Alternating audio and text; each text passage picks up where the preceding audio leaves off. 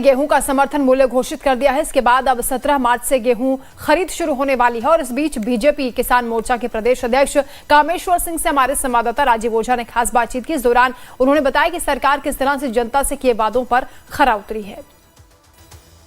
इस सत्र के लिए गेहूं का समर्थन मूल्य घोषित कर दिया है, जो 2450 रुपये घोषित किया गया है।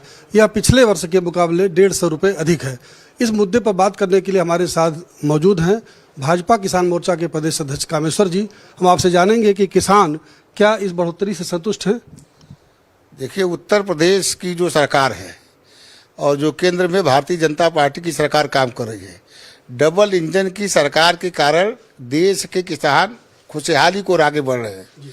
एक छोटी सी मैं आपको जानकारी दूंगा कि जब वो नई 2017 में भारतीय जनता पार्टी की सरकार बनी और 2014 में केंद्र में मोदी जी के नेतृत्व में भारतीय जनता पार्टी की सरकार गठित हुई, तो जब तब से आकलन करेंगी तो जो मोदी जी का यह संकल्प था कि हम किसानों की आय को दोगुनी करेंगे, वह प्रत्यक्ष आज नीचे की ओर दिखाई दे रहा है कि किसानों की आय धीरे धीरे आगे बढ़ रही है। उदाहरण के तौर पर जब 2017 में हमारी सरकार बनी थी, उस समय गेहूं का मूल्य 1100 रुपया के आसपास था, 1100 के आसपास, 1150, 1130 ऐसे था, और आज 2425 रुपया हो गया। तो यह इस बात का प्रमाण है कि 17 में जो हम संकल्प लिए तो आज गेहूं का जो मूल्य है वो दोगुना हो गया, दोगुना से अधिक हो गया।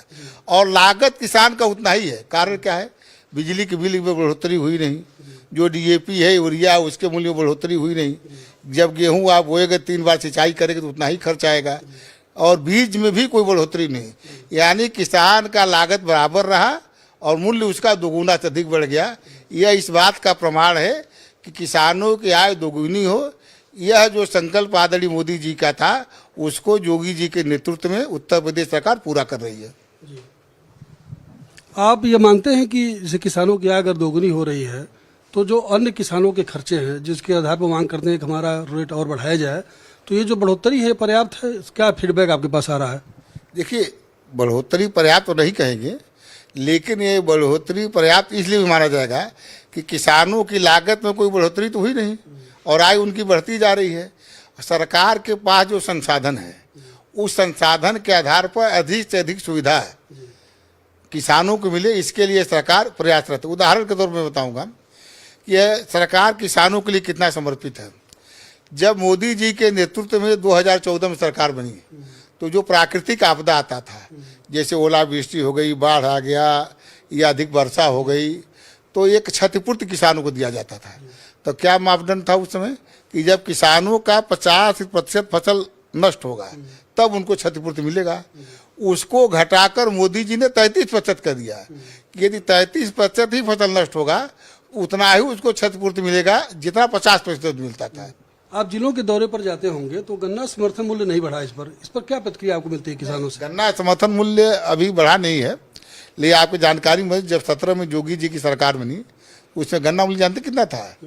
उस समय गन्ना जो समर्थन मूल्य था 295 से लेकर 300 रुपया तक था, और 2 बार बढ़ाकर ये 350 रुपया से अधिक हो गया। गन्नों के हिसाब से कहीं 365 है, कहीं 370 है, कहीं 345 है, जैसा गन्ना वैसा उसका मूल्य है। लेकिन हमने 60-70 रुपया बढ़ाया भाई, और बढ़ाने की क्या बात है। अभी पिछले दिनों में गया था दिल्ली, तो दिल्ली में एक पत्रकार हमसे कहे कि पंजाब में 400 रुपया कुंटल गन्ना मूल्य है और उत्तर प्रदेश में 350 है। हमने कहा पूरे पंजाब में जितना गन्ना होता है उतना केवल हमारे यहाँ लखीमपुर खीरी में होता है।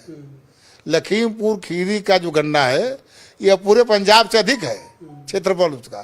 तो भाई हम जब विचार करेंगे, दुनिया का चौथा देश उत्तर प्रदेश, 24 करोड़ की आबादी है, जिसमें 12 करोड़ किसान है। तो जब इसके व्यापकता के बारे में इसके इनको अधिक से अधिक लाभ मिले तो इतनी बड़ी प्लानिंग बनानी पड़ेगी ना, अर्थव्यवस्था होता है सुनिश्चित करना पड़ेगा। आप सुन रहे थे भाजपा किसान मोर्चा के प्रदेश अध्यक्ष कामेश्वर सिंह को, जो किसानों के लिए सुविधाओं के बारे में बता रहे थे। कैमरामैन सुंदरम केसरी के साथ मैं राजीव ओझा, लाइव टाइम्स, लखनऊ। चलिए, इसी के साथ आगे भी खबरों का सिलसिला जारी है। आप देखते रहिए लाइव टाइम्स।